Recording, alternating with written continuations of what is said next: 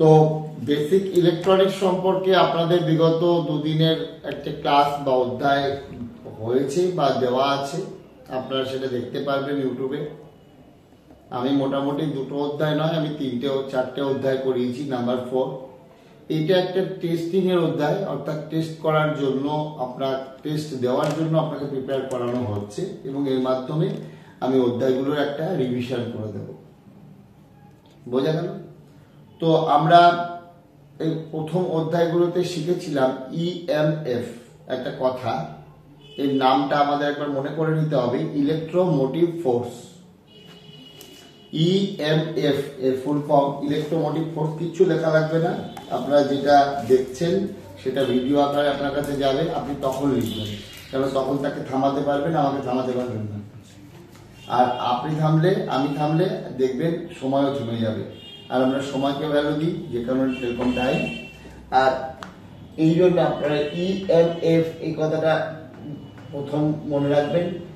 আর EMF এর full form হচ্ছে গিয়ে ইলেকট্রোমোটিভ ফোর্স। ইংরেজির মতন করে মনে রাখবে, তাহলে বাঙালিরা বাংলার মতন করে মনে রাখবে।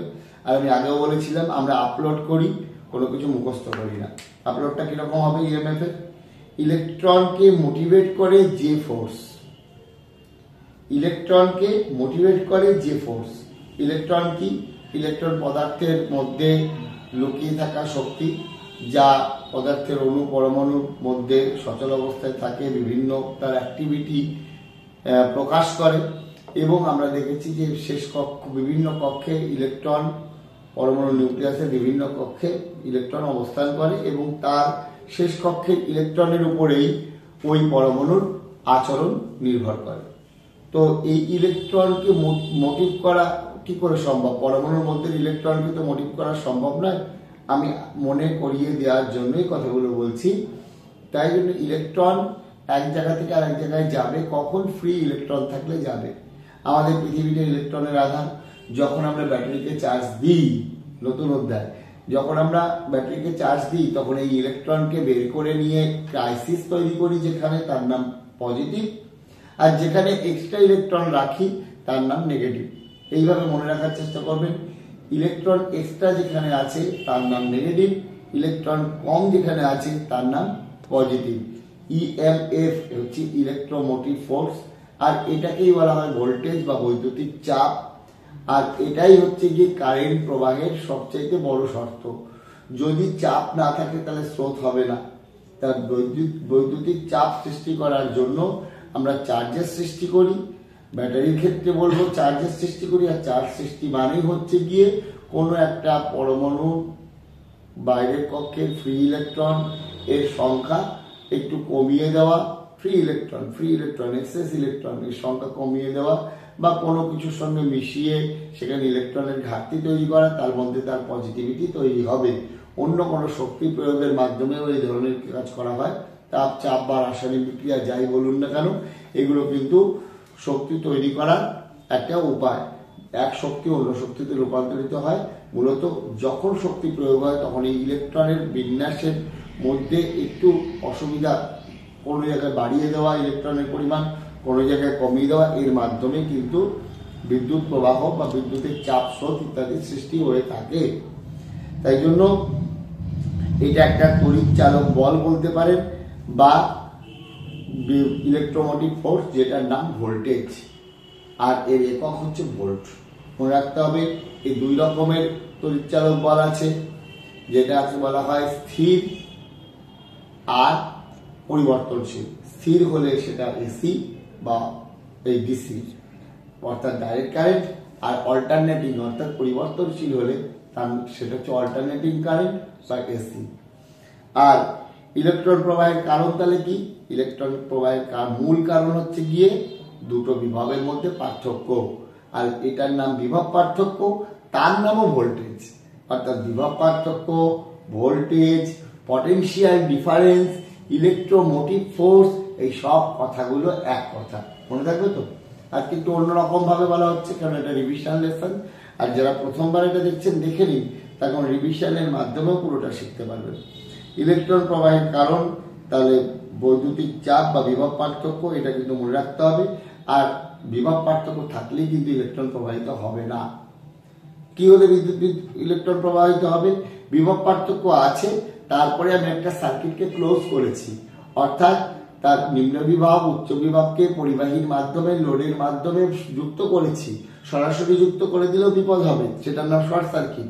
কিন্তু যদি কোনো লোডের মাধ্যমে উচ্চ বিভব এবং নিম্ন বিভবকে যুক্ত করি, তারই নাম ক্লোজ সার্কিট। এবং এই ক্লোজ সার্কিট বিভব পার্থক্য এই দুটো থাকলেই কিন্তু ইলেকট্রন প্রবাহ হবে, এবং ইলেকট্রন প্রবাহটাকে আমরা বলবো কারেন্ট। মনে রাখতে যাবে। পরের কথায় আসছি, তড়িৎ প্রবাহের মাধ্যম তাহলে কি? এই যে ইলেকট্রন প্রবাহিত হচ্ছে এক জায়গা থেকে আরেক জায়গায়, কিভাবে যাচ্ছে? ইলেকট্রন এক জায়গায়, আমরা তো জল গেলে দেখতে পাই, হাওয়া গেলে বুঝতে পারি, তাহলে ইলেকট্রন প্রবাহিত হয় কোথা দিয়ে? আমরা জানি সুপরিবাহী বলে একটা বিষয় আছে। আমার কথা সব বোঝা যাচ্ছে তো? আর আপনাদেরকে সামনে রেখে ভিডিও করি, তার একটা কারণ হচ্ছে আমি দেখুন ক্যামেরার দিকে কম তাকাচ্ছি, এর জন্য আমি আপনাদের কাছে ক্ষমা প্রার্থী। হয়তো আপনারাই বাড়ি থেকে আবার দেখবেন, কিন্তু আমি আপনাদের দিকে বেশি তাকাচ্ছি, তার কারণ আপনাদের সঙ্গে আমার একটা সংযোগ জুড়ে আছে। এই সংযোগের মাধ্যমে আপনাদের চোখ মুখের অভিব্যক্তি দেখে আমি আমার ভাষা পরিবর্তন করছি, আরেকটু ইলাস্ট্রেট করছি। এই জন্য ছাত্রদের সামনে না রেখে আমি আজ পর্যন্ত কোনো ভিডিও বানাইনি, আর নিজের কোনো স্ক্রিপ্ট রেডি করে কিছু হয় না। আপনাদের অভিব্যক্তিটা আমি জানতে পারলেই সবচেয়ে ভালো ভিডিওটা তৈরি হবে। তাই জন্য আপনারা বুঝতে না পারলে অবশ্যই আমাকে থামাবেন, আওয়াজ দেবেন, কোনো সমস্যা নেই। আওয়াজ রেকর্ড হোক, আপনার নতুন প্রশ্ন লিপিবদ্ধ হোক, আমার কোনো সমস্যা নেই, কেননা ক্যামেরার অপর প্রান্তের আওয়াজ তো আমি শুনতে পাচ্ছি না। আপনারা 2-4 জন যদি আওয়াজ দিয়ে আমাকে বলে দেন যে এইটা আরেকবার বলুন, তাহলে তাদেরও উপকার হবে। সুতরাং আপনাদের এই অধিকার দেওয়া থাকলো। পরবর্তী কথা, তড়িৎ প্রবাহের মাধ্যম হচ্ছে পরিবাহী। এই পরিবাহী অনেক রকম, সুপরিবাহী, কুপরিবাহী, আধা পরিবাহী, আপনারা বিভিন্ন রকম শুনেছেন। আপনারা দেখবেন এই পরমাণু আছে, পরমাণুর বিভিন্ন কক্ষে ইলেকট্রনগুলো ঘুরপাক খাচ্ছে, তাই না? তো দেখবেন শেষ কক্ষে ইলেকট্রনের সংখ্যার উপরে তার তড়িৎ পরিবাহিতা বা ইলেকট্রিসিটি, অর্থাৎ ইলেকট্রন কি পরিমাণ সে নেবে, কন্ডাক্টিভিটি নির্ভর করে। আর যে পরমাণুর শেষ কক্ষে ইলেকট্রনের সংখ্যা সবচাইতে কম, তার কন্ডাক্টিভিটি বা তড়িৎ প্রবাহিতা বা তড়িৎ প্রবাহ ক্ষমতা সবচাইতে বেশি। কিন্তু আমরা জানি শেষ কক্ষে ইলেকট্রনের সংখ্যা 1, 2, 3, 4, 5, 6, 7 এবং 8 হতে পারে, তার বেশি হতে পারে না। তো 8 হচ্ছে নিষ্ক্রিয় মৌল, ওই জন্য আমরা একে দলে রাখলাম না, বাদ দিয়ে দিলাম। অষ্টাঙ্গিক মার্গ পূর্ণ হয়ে গেলে যেমন বৌদ্ধ ধর্মের মুক্তি ঘটে, তার তেমনি এরও মুক্তি ঘটে গেল। কিন্তু যার 1, 2, 3 রয়েছে সে আরো বেশি পেতে চাইবে, আর যার 4, 5, 6, 7 রয়েছে সে একটু কম পেতে চাইবে। ঠিক না ভুল? তাহলে শেষ কক্ষে ইলেকট্রন বেশি পরিমাণে নিতে না পারলে সে কখনো সুপরিবাহী নয়। তাই জন্য 1, 2, 3 যারা রয়েছে তাদেরকে গুড কন্ডাক্টর বলা যাবে। 4 সম্পর্কে পরে বলছি। 5, 6, 7 যারা রয়েছে তাদেরকে ব্যাড বলা যাবে। বুঝতে পেরেছি? আর 4 যে সে হচ্ছে সেমি, অর্থাৎ এরও আচরণ আর মধ্যে আছে, এরও আচরণের মধ্যে আছে। উদাহরণ অনেক রকম দেওয়া যায়, মনে মনে ভেবে নেবেন, আমি ওষুধগুলো বললাম না। কিন্তু বিষয়টা হচ্ছে গিয়ে এখানে গুড কন্ডাক্টরের আচরণ একরকম, ব্যাড কন্ডাক্টরের আচরণ একরকম। সে কম ইলেকট্রন নিতে চাইবে, সেই ইলেকট্রন প্রবাহে বাধা দেবে। আর গুড কন্ডাক্টর সুপরিবাহী। কেন সুপরিবাহী? তার শেষ কক্ষে 1, 2 অথবা 3টে ইলেকট্রন রয়েছে। 3টে ইলেকট্রন রয়েছে এমন কে? অ্যালুমিনিয়াম। 1টা ইলেকট্রন আছে কি? কপার। বুঝতে পারছেন তো? যত ভালো গুড কন্ডাক্টর হবে সে তত কম পরিমাণ ইলেকট্রন তার মধ্যে মজুদ থাকবে। আমরা যখন অনেকজন এক জায়গায় দাঁড়িয়ে থাকি, একটা ভ্যান আসে, সেই ভ্যানটাকে আমরা ভালো বলি কখন? যদি কিনা ভ্যানটা কম খালি থাকে। তো যে শেষ কক্ষ খালি আছে বুঝবো কি করে? শেষ কক্ষে ইলেকট্রনের সংখ্যা কম থাকবে।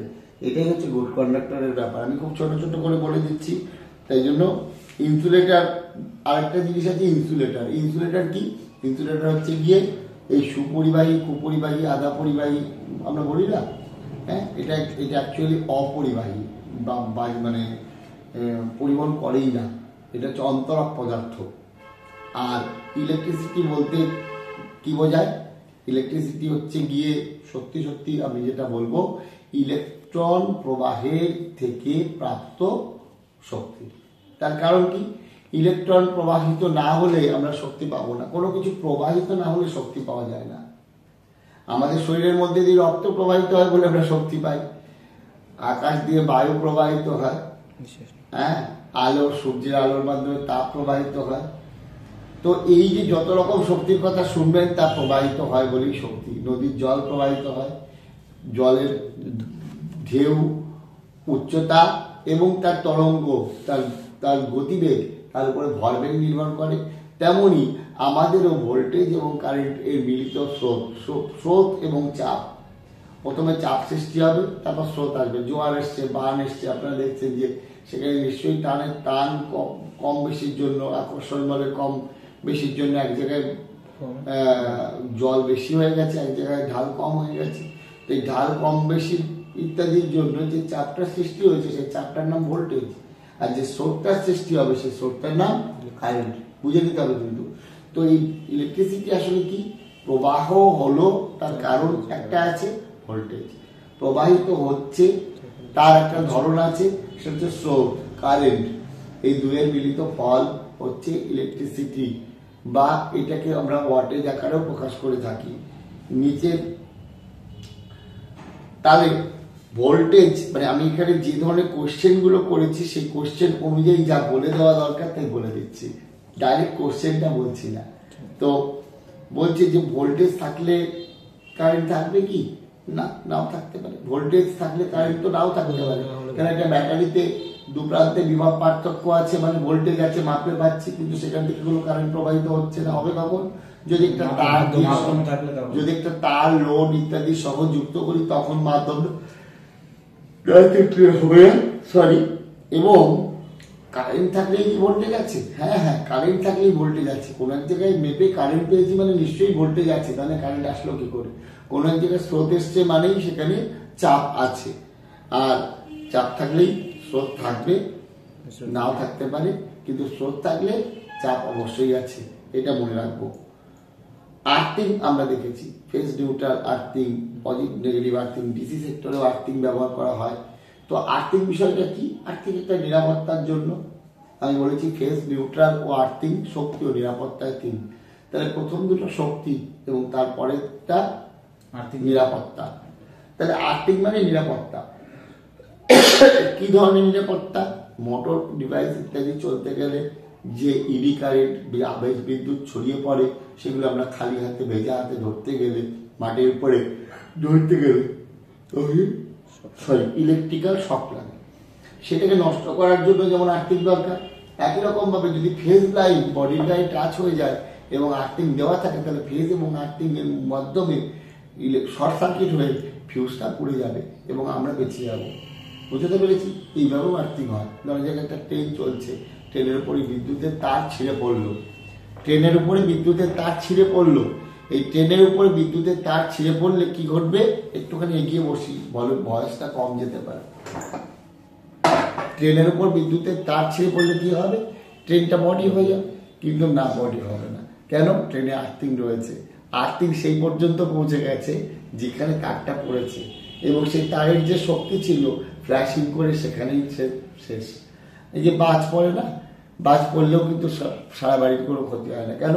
সেখানে আর্থিং থাকলে সেই আর্থিং তাকে ধ্বংস করে দেবে। যেমন একটা শুকনো গামছার যে শুষ্কত্ব, অর্থাৎ শুষ্ক অবস্থা, গামছার জল বালতির জলের মধ্যে ডুবিয়ে দেওয়ার সঙ্গে সঙ্গে নষ্ট হয়ে যায়, তেমনি এই আর্থিংও থাকলে ফেজ লাইন বা পজিটিভ লাইনের যে অস্তিত্ব সেটা শেষ। বোঝাতে পেরেছি? তাই জন্য নিরাপত্তার জন্য আর্থিংকে অবশ্যই রাখতে হবে, এবং নিউট্রালকে আর্থিং ভাবলে চলবে না।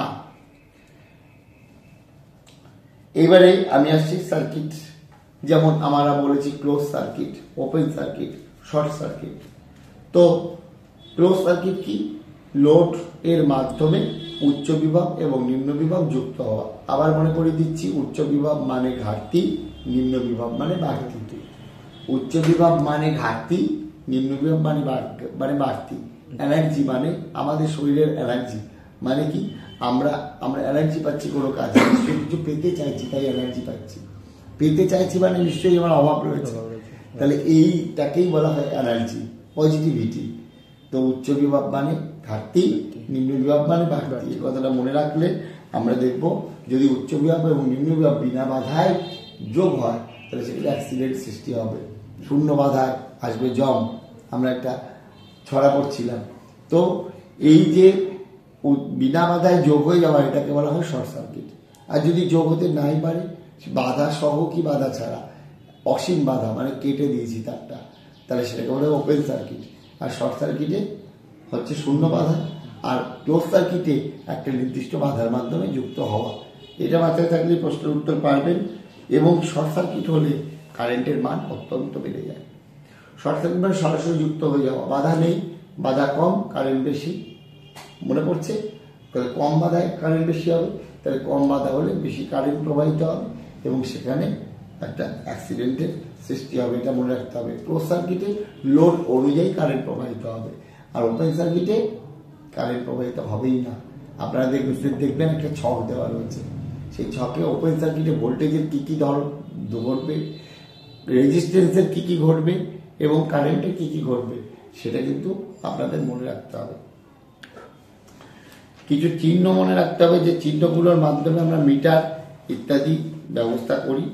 এবারে আমরা রেজিস্ট্যান্স বা বাধা সম্পর্কে একটু জানব। বাধা বিনে কিন্তু কোনোদিনও শক্তির রূপান্তর হয় না। যে কোনো শক্তিকে যদি আপনি রূপান্তর করতে চান তাহলে সেখানে একটা বাধা প্রয়োজন। যেমন আমি সারাদিন হাত নাড়লে আমার হাতটা গরম হয়ে যাবে না, কিন্তু আমি হাতের উপরে রেখে হাত নাড়লে শব্দ হবে, গরম হবে। তেমনি বিদ্যুৎ যাওয়ার সময়ও ফ্যানের কয়েলের মাধ্যমে বাধা পায় বলেই তা চুম্বক শক্তিতে রূপান্তরিত হয়। বিদ্যুৎ প্রবাহের সময় নাইট্রোম তারের মধ্যে দিয়ে বাধা পায় বলেই সেখানে সে আলো তৈরি করে। টিউবলাইটের ক্ষেত্রেও তাই, এলইডি লাইটের ক্ষেত্রেও তাই, কিছুটা বাধা পেয়েছে বলে সেখানে শক্তির রূপান্তর হচ্ছে। তাই বাধা কিন্তু একটা অত্যন্ত জরুরি বিষয়। কিন্তু বাধার এইরকম লোডের রূপান্তর ছাড়াও আরো কিছু কাজ আছে। কি? যেমন আমি ভোল্টেজটাকে নিয়মিত কমাতে চাই, আমি একটা বাচ্চাকে যেভাবে জল খাওয়াবো, একটা বড় ক্ষেত্রে আমি সেভাবে জল দেবো। তো আমাদের সার্কিটের মধ্যে বিভিন্ন জায়গায় বিভিন্ন রকম ভোল্টেজ কারেন্টের প্রয়োজন হবে। সেই ভোল্টেজ কারেন্টটাকে নির্দিষ্ট রাখার জন্য, হিসাব করে বাড়ানো কমানোর জন্য রেজিস্টার ব্যবহার করি বাধা দেওয়ার জন্য। এই রেজিস্টার অবশ্যই তড়িৎ প্রবাহ, বিভব পার্থক্য এগুলো উপর নির্ভর করে না, কিন্তু এগুলো রেজিস্ট্যান্সের উপর নির্ভর করে। তাহলে রেজিস্ট্যান্স এর উপর কে কে নির্ভর করে? ভোল্টেজ এবং কারেন্ট দুইই নির্ভর করে। মাথায় রাখতে পারবেন। ওয়াটেজ কিসের উপর নির্ভর করে? ওয়াটেজ নির্ভর করে ভোল্টেজ এবং কারেন্টের উপর। রেজিস্ট্যান্স নির্ভর করে ভোল্টেজ এবং কারেন্টের উপর। বুঝতে পেরেছি? তাহলে ভোল্টেজ এবং কারেন্টের সঙ্গে ওয়াটের একটা সম্পর্ক রয়েছে, রেজিস্ট্যান্স এবং ভোল্টেজের উপরেও সঙ্গেও, রেজিস্ট্যান্স এবং ভোল্টেজ কারেন্টের সাথেও একটা ভোল্টেজের সম্পর্ক রয়েছে। এই যে সম্পর্কগুলোকে আমরা সূত্রের মাধ্যমে বলে থাকি এবং বুঝে থাকি। আমি একটা পরবর্তী চ্যাপ্টারে আমি দেখে নিই ভিডিওগুলো কিসের উপর রয়েছে। আমি পরবর্তী একটা চ্যাপ্টারের মাধ্যমে এগুলো ডিটেলসে আলোচনা করব। আপাতত এইটুকু বুঝে নিই, ভি, আই, আর এই তিনজনের উপর নির্ভরশীল। ভি কি? ভোল্টেজ বা চাপ, বৈদ্যুতিক চাপ অবশ্যই বৈদ্যুতিক স্রোতের উপর নির্ভরশীল। বৈদ্যুতিক চাপের উপর স্রোত নির্ভরশীল, চাপ এবং স্রোত বাধার উপর নির্ভরশীল। বোঝা যাচ্ছে? আইটা হচ্ছে কারেন্ট। আবার আর একটা যদি রেজিস্ট্যান্স, আর রেজিস্ট্যান্স, আই কারেন্ট এবং ভি হচ্ছে গিয়ে চাপ। জল প্রবাহের জন্য যেমন ব্যবস্থা থাকে, নড়ছে খুব, জল প্রবাহের জন্য যেমন ব্যবস্থা থাকে, যেমন চাপ দরকার, চাপ অনুযায়ী স্রোত তৈরি হবে, বাধা অনুযায়ী স্রোত তৈরি হবে, স্রোত কমে যেতে পারে। আমার জলের কল আমি সবার উপরে রেখেছি জলের ট্যাঙ্কটাকে, নিচে চাপ বেশি, ফ্লো বেশি, উপরের তলায় চাপ কম, ফ্লো কম, ঠিক তো? সবার আগে উপরের তলায় জল শেষ হয়ে যায়, নিচের তলায় পরে শেষ হয়, ঠিক না? তো এই যে সিস্টেমটা, এই একই সিস্টেম আমাদের ইলেকট্রিসিটির ক্ষেত্রেও প্রযোজ্য। তো ওয়াটেজ দিয়ে যেটা আছে ডব্লিউ সমান ভি আর আই, এখানেও ওয়াটের উপর ভোল্টেজ এবং কারেন্ট নির্ভরশীল, কারেন্টের উপরেও ভোল্টেজ এবং ওয়াটেজ, মানে কারেন্টের উপর নির্ভরশীল এরকম ভাবে বলবো, কারেন্ট কত আছে সেটার জন্য দায়ী কিন্তু ভোল্টেজ এবং ওয়াট। মানে এখানে কেউ কেউ আছে এমন এমন বিষয় যারা একজন পরিবর্তন হলে অপর দুজন পরিবর্তন হয়ে যায়। তাদের মধ্যে কে কে ইম্পর্টেন্ট? আর ইম্পর্টেন্ট। আর কে পরিবর্তন করা যায়, একে পরিবর্তন করলে অন্যরা পরিবর্তন হয়ে যায়। আর কে ইম্পর্টেন্ট? আর হচ্ছে ভি, ভোল্টেজটাকে পরিবর্তন করা যায়, সেটাকে পরিবর্তন করলে অন্যরা পরিবর্তন হয়ে যায়। আর কি পরিবর্তন করা যায়? ডব্লিউ, এটাকেও পরিবর্তন করা যায়, এটাকে পরিবর্তন করলে অন্যরা পরিবর্তন হয়, অন্য সবাই না হলেও পরিবর্তন রেজিস্ট্যান্স কারেন্টটা পরিবর্তন হয়, বেশি ওয়াটের বেশি কারেন্ট আনে, একটু আগে বলছিলাম। আর এদের সবার উপর নির্ভর করে আই, আই হচ্ছে এদের দ্বারা নিয়ন্ত্রিত। আই কি? এদের দ্বারা নিয়ন্ত্রিত, অর্থাৎ এরা হচ্ছে সংসারের কর্তা ব্যক্তি। আমি ভোল্টেজকে বলি পরিবারের কর্তা, রেজিস্ট্যান্সকে বলি বাধা, পরিবারের কর্ত্রী, সব কাছে একটু বাধা টাধা দেয় ছেলেকে এবং বাবাকে। আর ওয়াট হচ্ছে গিয়ে পরিবারের একটা সন্তান, তার অনুযায়ী সব হয় সেই অনুযায়ী ভোল্টেজ দিতে হয়, সেই অনুযায়ী কারেন্ট প্রবাহিত হয়। যাই হোক, এগুলো নিয়ে পরে আলোচনা করা যাবে। আপাতত আমরা জানলাম যে কার উপর কে নির্ভর করে, কিছুটা আন্দাজ করতে শিখলাম। ভবিষ্যতে এগুলো নিয়ে অনেক অনেক কথা হবে, অনেক কথা হবে, যখন যেরকম ভাবে মাথায় আসবে।